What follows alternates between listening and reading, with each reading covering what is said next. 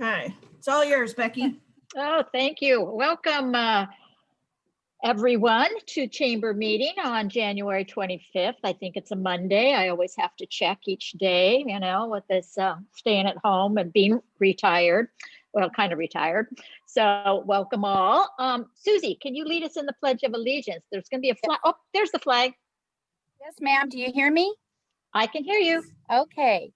I pledge allegiance to the flag of the United States of America and to the republic for which it stands, one nation, under God, indivisible, with liberty and justice for all. Thank you. All righty. Any chamber, any new members on? I guess I should look, huh? Yep, no. Oh, no? We have someone from Breast GYN, looks like. Awesome. Welcome. All righty. Introductions? None. Okay, so what kind of announcements do you have, Renee? Well, gosh, quite a few. So about 6 minutes after I sent out my Monday email, the California Department of Public Health announced that they're doing away with the regional structures across the state for the ICU capacity, and they're going back to the standard tier structure. So that means Humboldt County will be on its own again and not lumped in with 10 other counties in the northern region. So that's great news.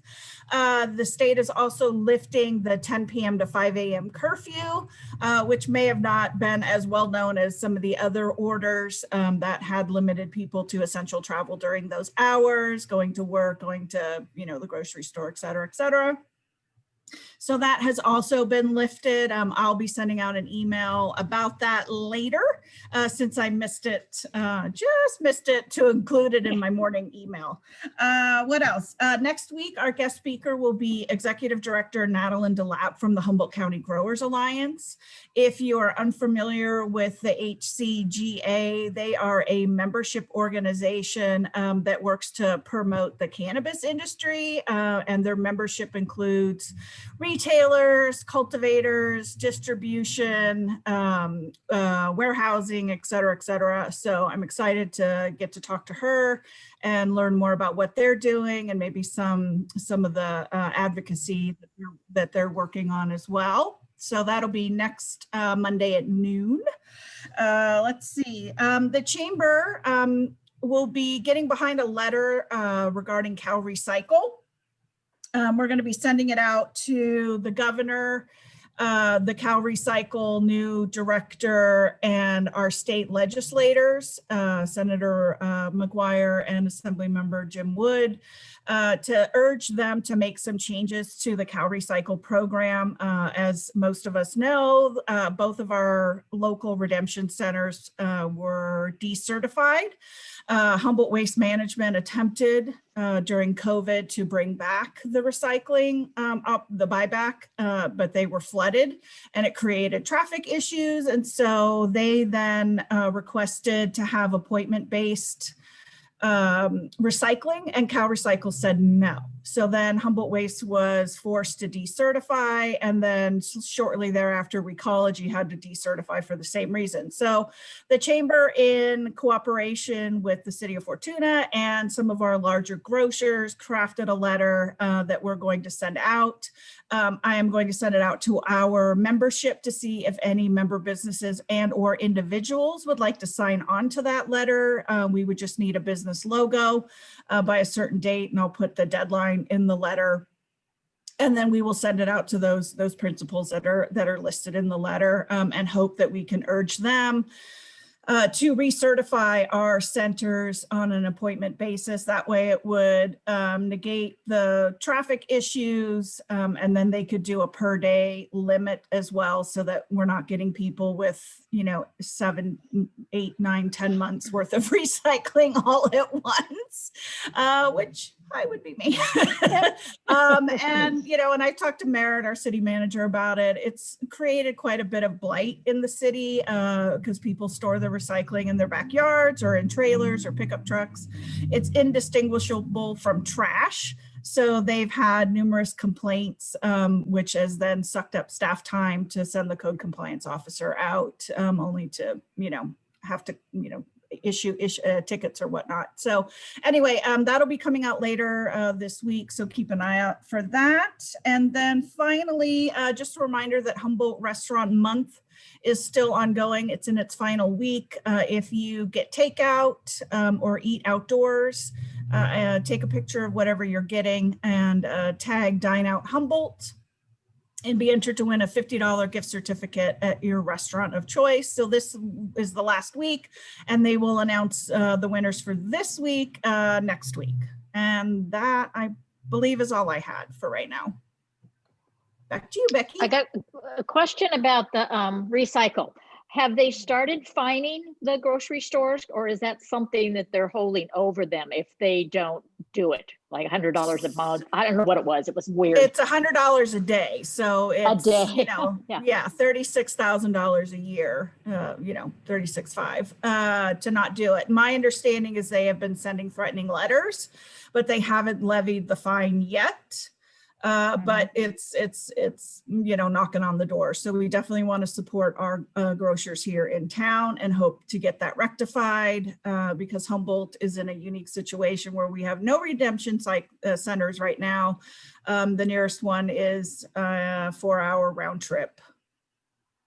Yeah, right. And it puts a burden on our grocers to have to store it and then take it to get their own money reimbursed, because they have to then put out the money for the redemption Right. wait to get reimbursed from the state. So crazy. Oh, yeah. Okay. Any announcements from anyone listening in? Anything going on that we need to know about or don't want to know, but we need to know? The secret will be safe with us. I heard that it's Girl Scout cookie time, and not that I'm selling them, but I'm on the hunt for them. So if anybody knows any Girl Scouts that would love to sell me some cookies, I did see that somewhere along the line. I'm kind of out of that loop now, not being at school and all. So Melissa, you must know somebody that's selling Girl Scout cookies. Melissa? Yeah, I always keep it quiet that I'm on the hunt, and I wait for the first Girl Scout to come, and that's who I buy them from, because I just me too. I usually just get hit up by so many, but now because of COVID, they're all like selling them online. Yeah, I know. I mean, I kind of think that's lazy, but on the other hand, I'm like, whatever. So now I'm going to base it on whatever video I think is the best. Oh, that's a good idea. That's a great idea. I didn't know they were doing that. I did see some are offering local delivery. So yes, I saw that too. So anyway, I'd like to support them, and my freezer is very happy when I get to have some there. So anyway, any other announcements? Anything going on? Denise has Did her you hand guys raised. Sorry, food in my mouth. Okay. Did you guys talk about any vaccine clinic stuff that I missed? So no, I did get a text right before we started this meeting that there's now a form that the county's putting out where you can be notified when you're, for interest in a vaccine. I didn't get to read through the whole text, but I'll put that in a future newsletter or I'll put it on our chamber blog. So you can fill out the form. I did just anecdotally discover that Walgreens is doing drive-through testing. I saw that. It's really easy. I did it on Friday. I got my results in 48 hours, negative, thank you. And it's just make an appointment online or through their app. They have it's really simple. They walk you through it. You do it in your car, you hand them the sample and you go on your merry way. So if you're having trouble getting access through Redwood Acres, that's one alternative. And then there's also, I believe there's still a drive-through testing on Wednesday at the River Lodge Conference Center, but I'm not sure. I think you have to go through the LHI testing to schedule an appointment for that. Okay, and but Scotia, nothing on. You can do appointments at Scotia where you do it in your car too. Oh, Yeah, the pharmacy. Mm-hmm. On appointments. I was on the hunt for a vaccine for my mom who's elderly. And so I did find that Southern Humboldt is taking appointments for 75 and over through, I don't know, through Gerald Phelps It's Yeah. actually at the Redwood Playhouse site. Mad Anyway. River Hospital is doing clinics. If you Are Yeah, can, they they have really? one today, 7:30 to 10:30. First come, first serve. I wasn't gonna wait for that one. Does So, she have a primary doctor? yeah, and they referred me just to the county. Really? Wow. Yeah, she's Okay. 83. And so through the grapevine, finally found, at least where you can make an appointment, you're in and out, then you can make an appointment for the booster. So Yeah. It's Yeah, it's a little frustrating.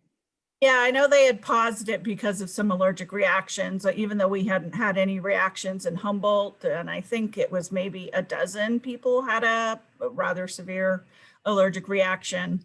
It wasn't a whole lot of numbers, but they paused it just to make sure, there weren't future issues. And so then they started it back up either Thursday or Friday last week. I know Yeah. that St. Joe's inquired to our facility to see, a larger clinic when that does make itself available. They're looking at different sites. So Yeah. they're Yeah. working on it.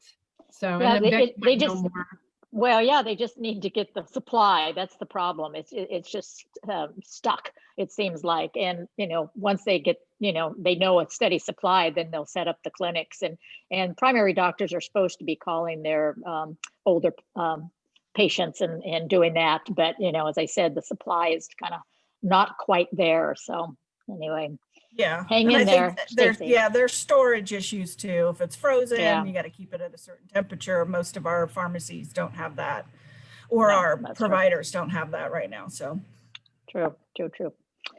Okay. Oh, that reminds me. Yeah. So speaking of coronavirus, so Senator McGuire will have a coronavirus town hall this Wednesday. No, tomorrow, Tuesday. the Tomorrow. 26th, tomorrow. Yeah. So it's in our email newsletter for RSVP, and then you'll get the Zoom link once you RSVP. Okay. Yeah. Okay. Well, I meant to say at the beginning of when I started the meeting, I'm Kelly today. Kelly quickly texted me. I guess this is the second round of PPEs now. And so she's kind of inundated in her real world, in her job. So anyway, that's takes precedence, of course. And so I guess round two, how long will that last? Do you know, Renee, the round two of PPE? Till March 31st or when funds run out. Okay. Got Yeah, it. and then Okay. the California Relief Grant, which I put in the newsletter too, but I'll mention it as we're talking about loans. None of us here on the call that applied got the first round, Bummer. unfortunately. I did get a nice email saying that we've been rolled over to round two. That was the California Relief Grants in the amount of $5,000 to $25,000 based on your annual revenue. But you didn't get one? What's that? You didn't get one? No, I got rolled into round two, which opens February 2nd. The round two is only 6 days. So you'll have from the 2nd to the 8th to apply if you didn't apply in round one. If you already applied in round one, you don't need to apply for round two. They will automatically roll you over. And if you did not get contacted by Friday the 22nd to say congratulations, you will probably get an email today saying, sorry, but you're in round two. No need to reapply.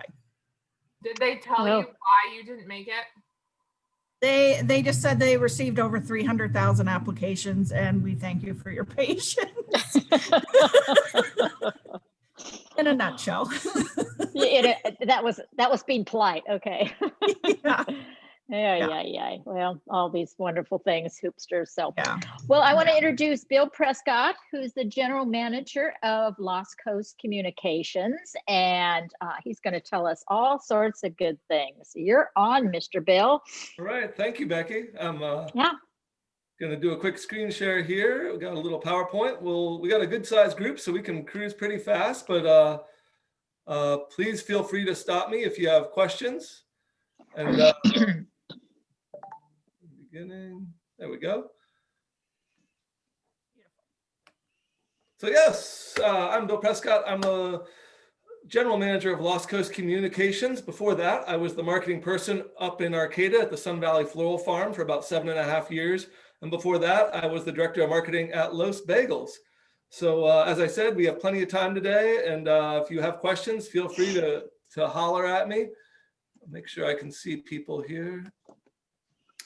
And yeah, so it's amazing that we're actually, K-Hum and Lost Coast Communications are actually celebrating our 25th anniversary in 2021. So I thought it was a good opportunity to reach out to Renee. We're actually new members of the chamber, so excited to be here.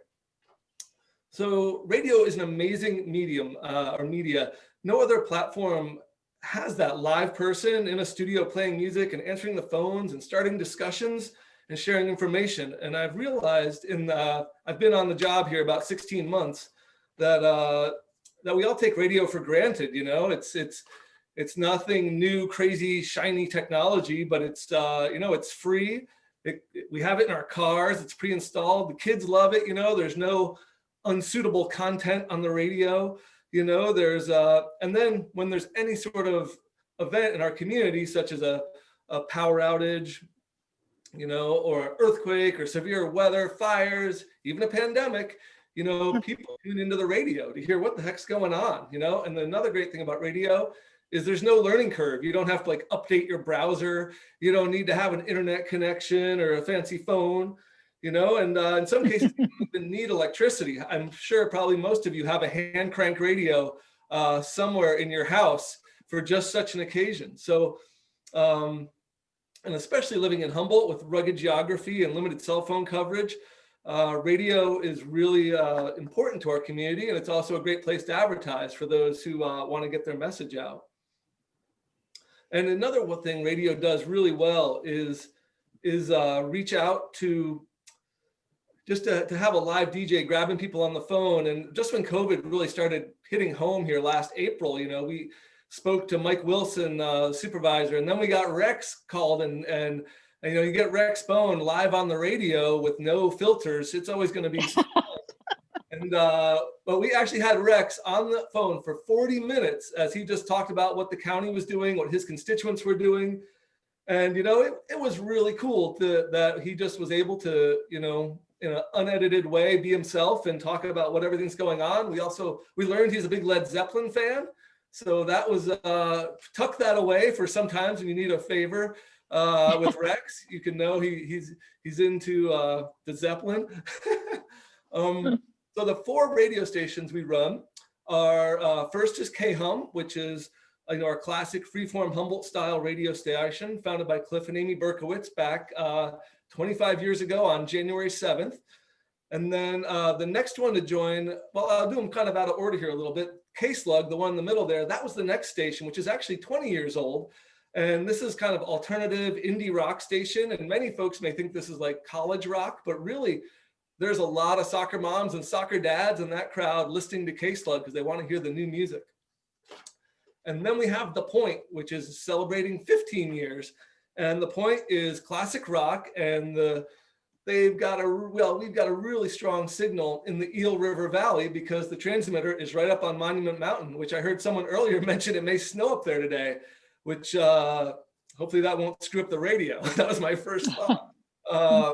So yeah, The Point I feel is really one of the stations. When I go in a shop in Fortuna, I always hear The Point playing.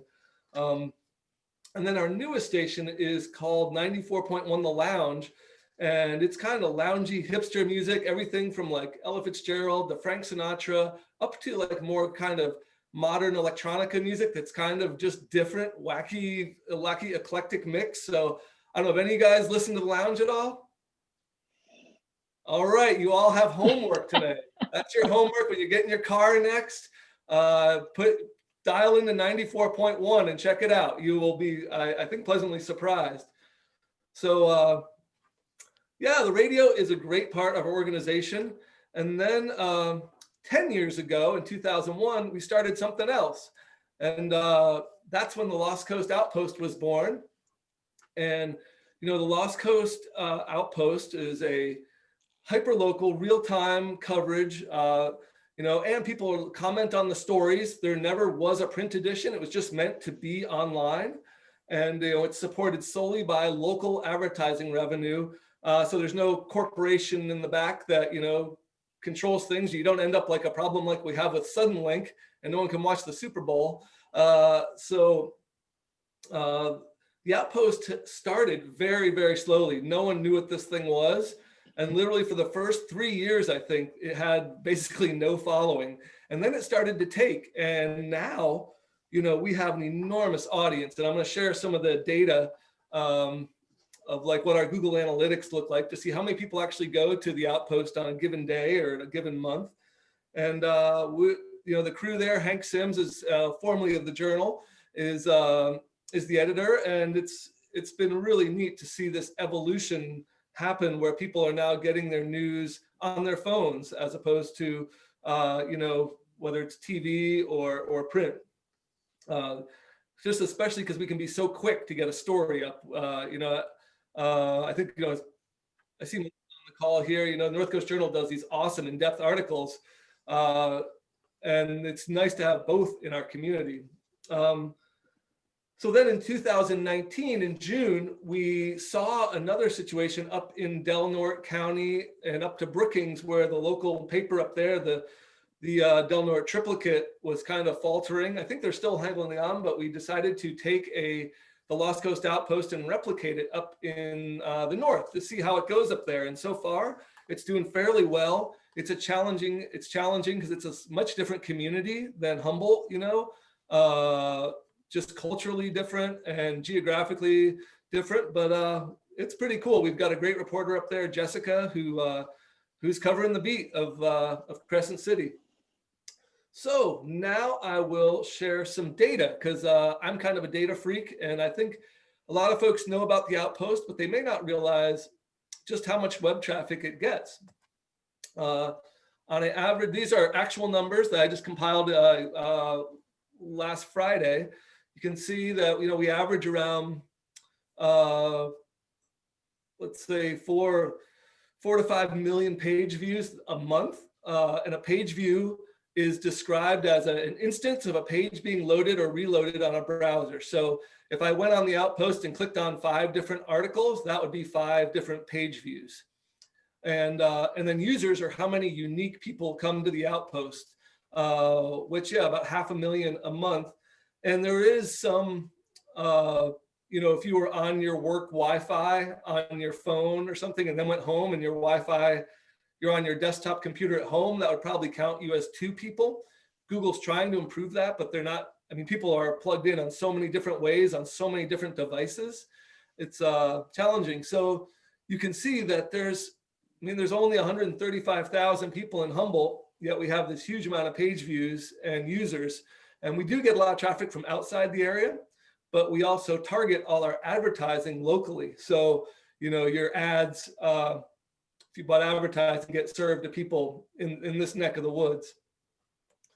And there's Fortuna up there. These are known as sessions. So a session is a total number of, a session is like one trip to the Outpost where you go and click around a bunch of different things. And you can see Fortuna is that light green one there at the top, or I guess that's kind of darkish green. And for December, so about 60,000 sessions of, you know, people have come to the Outpost during that time. And I mean, Fortuna has a population of about 12,000 people. So it's pretty safe to say a huge percentage of people in Fortuna are coming to the Outpost, if not daily, you know, a few times a week. Many people, though, daily and multiple times daily. And that's what we hear, just that people check on the Outpost, you know, on their lunch break and before they go home, or again, very much if the power goes out, you look at the Outpost to see what happened, you know. And then age demographics are pretty interesting. I think the 18 to 24 is kind of artificially low because you have a lot of folks, you know, maybe younger kids, college kids that might be on their parents' cell phone plan rather than their own plan. But I think what's really interesting about this data is the 25 to 34-year-old group is really strong. So this kind of points to where younger people, you know, millennials are getting their news. At least they're up to the minute, you know, daily dose. And I think they're probably not watching the evening news. In my generation, I woke up, I grew up, you know, you watch the 6 o'clock news was your local news, and then you watch the 6:30 news with Tom Brokaw. and that was like every night, I'm dating myself, I'm sure. But You didn't say Walter Cronkite. Oh, Rex.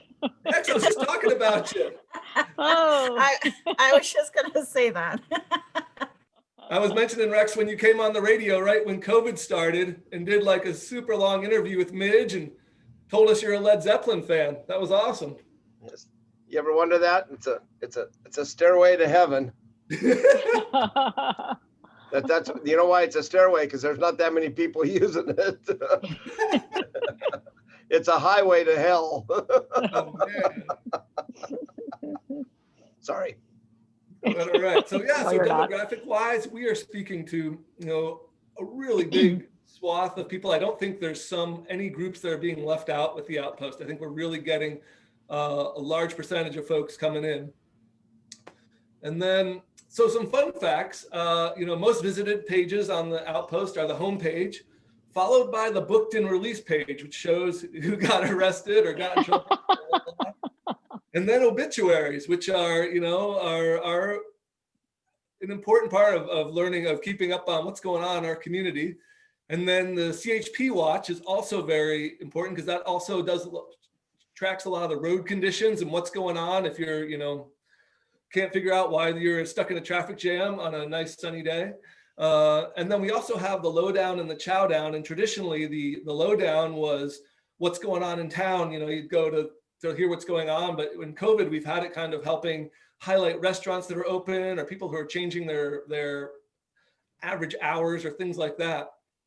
And then we have the average amount of users on the site at any given moment are about 400 to 600 at a time. So I actually have, in Google Analytics, you can have a live feed of who's actually on the Outpost. And it's a little bit addictive to watch it kind of cycle through. And then the average time on the website is 3 minutes. So it's a really long time for a website, for people to be, hanging out, watching what's going on the, to be on any website, but of course people are reading the articles, and then they're seeing the ads, where I got a plug for the advertising. It is advertiser supported, and we do the graphic design for the ads is included. So you'll see, a lot of local advertisers on there. So the beautiful part of the Outpost, I'll go show you some comparisons to local media. This is basically web traffic based on all the websites in the United States. So of all the websites in the United States, the Lost Coast Outpost is about 2,600 there of the most visited. To put in comparison, Humboldt State comes in about 24, Time Standard, Humboldt Gov, 68, Time Standard 83. Kim Kemp, you guys may know Kim Kemp and the Redhead Black Belt. She's about 86, and the Journal is up about 200. Obviously, the Journal, I will say, is got such a big print, emphasis that, I think that makes sense. But it's kind of and these numbers are kind of always being updated. And even during the summer, when the fires were out of control and people were at the Outpost a lot, we were down to about 1,000. So of all the websites in the country, the Lost Coast Outpost was the 1,000th most visited, which I can't say, but it's pretty stunning for this little website in in Humboldt County. To put it in perspective, you can hear some numbers compared to other, local news or local California-based news sources. But this is their digital web rank, so it is. Obviously, some of these may have huge print populations or print distribution and that sort of thing, but you can see we're not too far behind the San Francisco Chronicle. And I'll also have a caveat that, like, the Chronicle does have a paywall, much like the Time Standard, where you have to be a member to see the articles. So with no paywall, I think that gives us an advantage where we have it just ready to go for anybody who wants to hear what's going on in our community.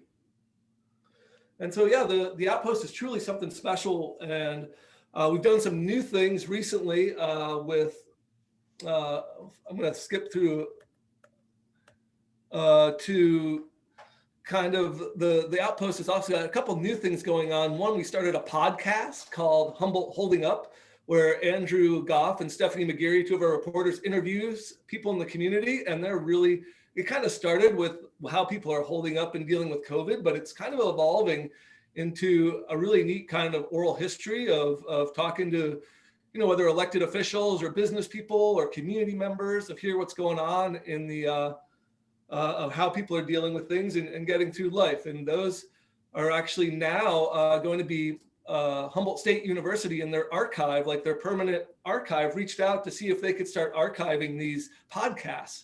So it's pretty exciting that it will be kind of maintained and gone on. And it's pretty exciting in that it's with media, we're learning, like, people are, younger people especially, listen to podcasts all the time. I'm not a huge podcast person, but I know so many people who are. So it's like, how do we evolve and keep relevant to our listeners and our readers? And we've also signed up for a Sunday edition where you can sign up with an email address, and you get it every Sunday morning. You get kind of the top 3 stories from the past week. To keep you kind of, maybe too, when you have more time to read a big in-depth article, like Ryan Burns, one of our reporters, will write, like a very in-depth piece, but you won't have time to read it midweek. So you can get it Sunday morning, have your coffee, and read the article. And that's kind of the end. I wanted to say with the Outpost too, it is pretty amazing. You don't really have analytics on people's political leanings or that sort of thing, but judging from the amount of people coming to the Outpost, I think whether you're, you're a Joe Biden supporter or a Donald Trump supporter, you work in the trades or you work at a desk, you're old or young, you're male, you're female, you are going to probably see, a company's ads on the Outpost as you're plugging in. So it's very almost democratic in that sense that it's pretty wide open where some other media obviously, are gauged one way or the other. So, okay, that was the barn burner presentation, and I'm super happy to take any questions you have. Any questions for Bill? Go, yeah, Renee. I'll ask one. Do you have, with your stats, do you pay attention to your redirects from Facebook? Because I know that's usually where I first see your articles, and then I click on the link and then it puts me to your website. It's the Facebook connection is by far the biggest, other than people just going to the website directly. The referrals from Facebook are huge. We've got about, I think, 88,000 followers on Facebook. So it's a pretty big community, and you get a lot of, interaction there. It's also nice because it will go to a specific page rather than just going to the homepage, so it drives traffic, not just to the homepage, but to a specific story. I am a faithful follower, like you said, not every day, but at least 5 days a week. When it seems like I need to know something, I'll go there. It seems like you guys have always been really reactive to things that I've heard about, and maybe it's not there right away, but then not too much longer, then it's on there. So yeah, the ability, the speed of digital, and having a very dedicated crew, there's 5, let me think, 5.5 staff members, and they're just always on it. It's amazing. Well, I love the podcast. I listen to it when I walk. Oh, really? And you've had some great interviews, and always learn something. So, and I get your Sunday morning edition, which, of course, I go right to the obituaries, make sure I'm not on it, but, just checking in. So, but no, it's all your different venues are awesome, and they all tag in together, and it's a great service to the community for sure, from music to education. So great job. Any other questions? Rex, do you have a question? No, I think I just try to make the news anytime I can. I think last week, I know you can. I'm pretty sure last week I was the #1 item. So yes, you were. And it's so funny. This week the governor's talking about giving the control back to the county. So I don't know if I'm such an idiot or but. You got to remember ringleader. the state runs our cable company. How's that working out? The state runs a lot of different things. Tell me how that's working out. And then I'm still at a loss of how to figure out these COVID numbers. So, Yeah. Yeah. but anyway, and I'll do my part for him. I just, I think it's important that who's the half, Sims? What's that? You have 5.5 staff. Who's the half? Burns. No, we have a new reporter, Jacqueline, who's a part-timer. She a recent graduate from Arcata High. I think she's still going to college, but working for us okay. part-time. I thought Sims was the half. Okay, we're good. Sims is pretty solid, Rex. You know that. But you got Hank, Ryan Burns, Andrew Goff, Stephanie McGeary, and John Ferreira, and then Jacqueline. So 5.5. I know before COVID, it was really convenient. I've been there a couple of times taking youth to be interviewed. And so you're all right there and you just go boom, boom, boom, or I'll share it, it's like so convenient, for us novices never really be involved with radio. Oh, to come into Ferndale and hit all the stations and actually be. Yeah, for sure. Great. Right now, all the DJs are actually working remotely, except some of the specialty ones come in. So all our DJs have set up like in their living rooms and their closets. And, we've done a bunch of technology work back in March so we could get them all dialed in to stay safe. But I still come into the office just to get away from the homeschooling happening at my house. Understand that. So is it way different running radio stations and media than Las Vegas? Yeah, it's a lot different, and really this place is really interesting because you have this super young vibe and the super creative vibe. So it's all these very creative people who are, like honestly, I'm one of the few people with kids here, where at Los Vegas and Sun Valley, you had very much a lot of people who were parents, a lot of people who were, I don't know, in that stage in their life. Well, here it's even the, people who have worked here for 20 years, are still kind of wild. It's definitely, my role personally to go from marketing, which is doing all the fun stuff and dealing with, you're creating the ads and that sort of stuff, where now it's like managing HR and trying to get people to show up to work, and not quite as spicy as advertised, but overall it's been a lot of fun, and so I'm glad I made the move when I did. Oh, good. Oh, good. Any other questions? Thank you. Well, we really appreciate you coming and filling us in. I knew most of the radio stations, and it's it's nice to kind of pull it all together. So it's great. I've been in that studio in Ferndale also. Yes, Denise? One question. Do you charge for obituaries? We do not. Well, there's some caveats in the obituary world of the Lost Coast Outpost. There are these rules written on it, and the policy that Hank designed is that if you are a resident of Humboldt County and you're going to be interred in Humboldt County, we will run it for free. If you are going to be buried in Santa Barbara, we will not run it, because we want to maintain this, because it's a free service. And also, Hank actually calls the funeral director and says, you got this person is actually happening, so there's no chance of someone doing something fraudulent or pranking or that sort of thing. We get a lot of, I have some rough days where somebody, a long time community member has passed away and their family want their obituary, but they're, didn't fill one of these criteria, or maybe they lived here 40 years of their life. Everyone here loves them. Their whole family's here, but they live in San Francisco, and that's where their address is, and that's where they're going to get buried.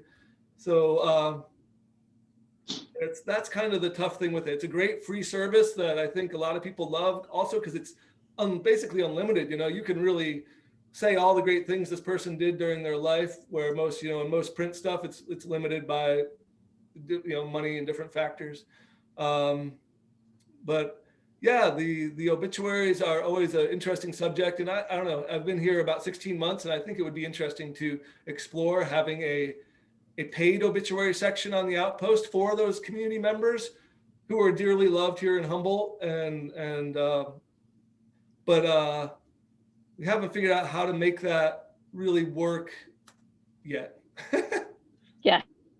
And Bill, can No, you talk that's- about your PSAs that you do too for local organizations and nonprofits? Yeah, anybody, if you're a nonprofit and want to do a PSA, if you go to lostcoastcommunications.com, the website, there's a little link at the bottom that says submit a PSA, and it will take you to a page where you can either record one yourself and send it in, or you can send in the script and we'll have someone voice it. And it's a nice way to support the community, and then they run for about 2 weeks, so it's also, you could talk to someone and say, hey, I have this big event happening in March. What should I do? And we'll help you say, oh, run this 2 weeks before that or whatever. And then, that is a great service we do for the community. And then, of course, we have paid advertising too, which I need to plug, where, you want to get your message out to the community, give me a call, Great. Well, we really appreciate this. And so tune in every Monday. We have some great meetings and, meet some great speakers and meet us friendly folks in Fortuna or wherever we are. I'm committed to doing this Eureka leadership thing from 11:30 to 1 for the next about 8 weeks. But after that, I'll make a point of hopping in to check up on you guys and see if you've been listening to the lounge 94.1. That's your homework. You're gonna quiz us. I will. I totally will. All right. Any other announcements or any other information? Renee, any last words? Last words. Well, we do have, we have a packed schedule of speakers through March. The big one being Senator McGuire. I'm very excited about that. So the links to register for that one is in our weekly emails. And then we'll have our new supervisor, Michelle Bushnell, for the 2nd District. She was going to be on us today, Renee, but she had a meeting at Planning and Building. So. Oh, that's okay. No, thanks for letting me know. But yes, she'll be our featured speaker on the 22nd. And then Senator McGuire is the first Monday in March. I do believe. Yes. And Becky, just so everybody knows, if you haven't met for the ones that haven't met or would like to meet, she does have her Thursday office hours in Fortuna, and she's keeping those up. So I think we're down there, her and I are down there quite a bit trying to meet as many people as possible, because with COVID, she didn't have much time to do anything in Fortuna, and she knows people, but she doesn't know a lot of people. So, and she's hit the ground running. Yeah, she's here at the Vets Building from 9 to 1 on Thursdays. Yeah, 9 to 1. Okay. Yep. All right. Great. Well, no other business. Hopefully you guys can tune in next Monday. That'll be a great one with Madeline. And so learn a little something new. So everyone have a great week. Stay healthy, stay warm. The snow's coming, I heard. Sun's out in my place. I don't know about you guys, but it's nice and warm. Awesome. Thanks, everybody. We'll see you next week. Bye. Bye. Bye.